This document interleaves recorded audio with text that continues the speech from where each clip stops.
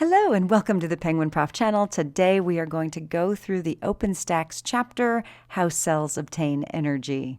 This is a pretty dense chapter. There's a lot of good stuff in here. Students find this not so easy to understand, but I do have several tutorials which will hopefully help you as you go through it. Now, this is really about energy and metabolism and how cells use and transform energy.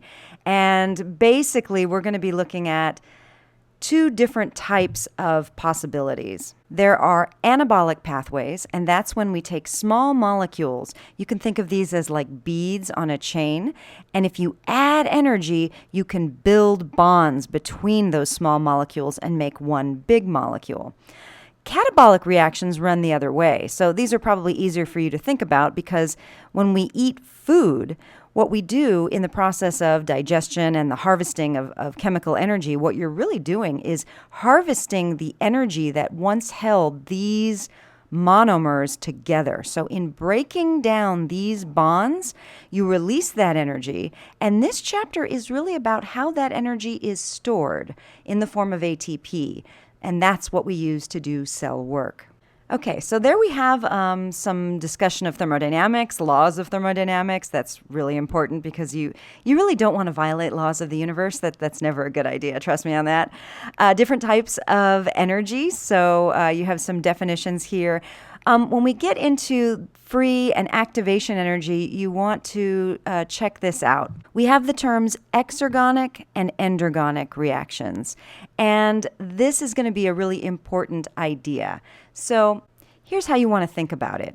If you were to take a graph and we were to put energy and time, or really this is the progress of a reaction, if you look at the amount of energy in molecules going into a reaction, and you can think about this in units like calories, okay, that's something that most people are familiar with. There are two options when you run a reaction. Either you need to add energy to the reaction so that the amount of energy, or let's say calories, in the products that you make is more than the amount of energy that you had when you started, or the amount of energy that you have in the products is less than the amount of energy that you had in the reactants. So I really do encourage my students to think of this as being uphill, right? You're adding energy, or downhill, you are releasing energy. And that is what these terms mean. So this would be an endergonic reaction, and this is exergonic. All right, so those are really important terms, and that's a nice way to sort of visualize them. Okay, the reason why I made such a big deal about exergonic and endergonic is because the next section of the chapter is really important. We're going to be talking about enzymes. Okay, so this is an image that shows what enzymes actually do. So hopefully this looks a little familiar from a few seconds ago. This is a graph of the change of energy as a reaction progresses. What this is trying to show is the difference between how much energy it takes to make a reaction go, that we call the activation energy, and it's how much energy you would need without an enzyme is shown here in purple. If you add an enzyme, the amount of energy that you need decreases. Notice that there is still an energy of activation. You still need to put in some energy to make this work, but it's going to cost you a lot less. By the way, you should be able to look at this graph and tell me if this is an endergonic or exergonic reaction. So let's talk a little bit more about enzymes. All right, we have some more discussion about how enzymes work, the discussion of an active site. This is a really cool figure. This is showing the interaction between enzymes and their substrate.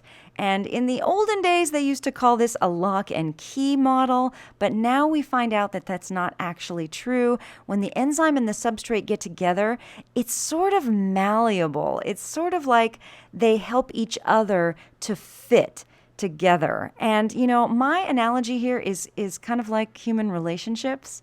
So if you and someone you care about very much get together, you both change a little bit, don't you? I mean, you both make sacrifices, you both change your behavior a little bit so that the relationship works. And that really is kind of how enzymes and substrates are as well. So think about that when you're looking at enzyme substrate complexes.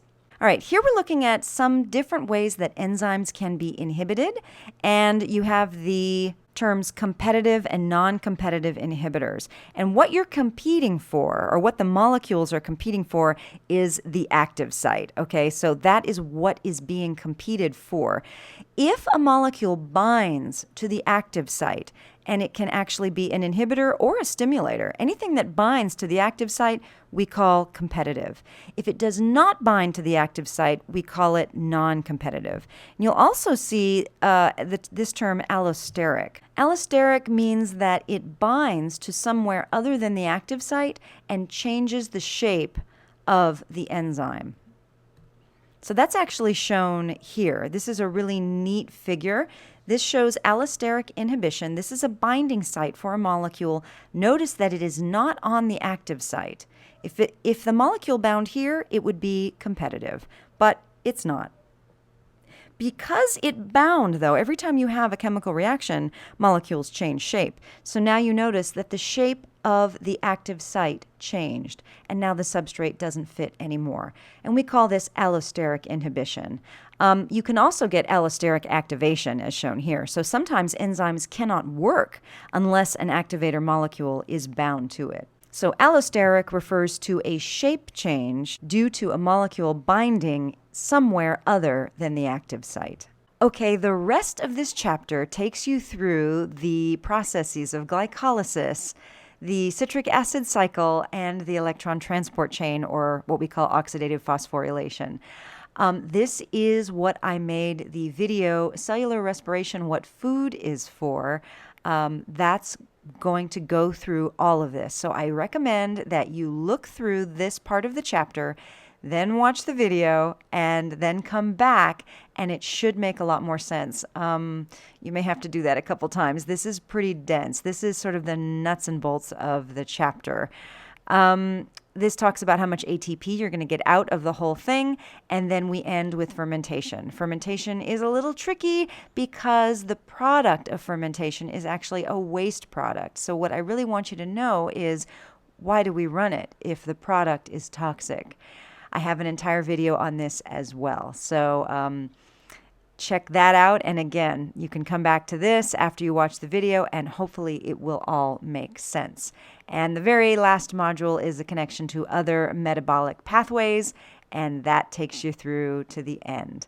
So as always, I hope that was helpful. Go check out those tutorials, and I'll see you next time. Bye-bye.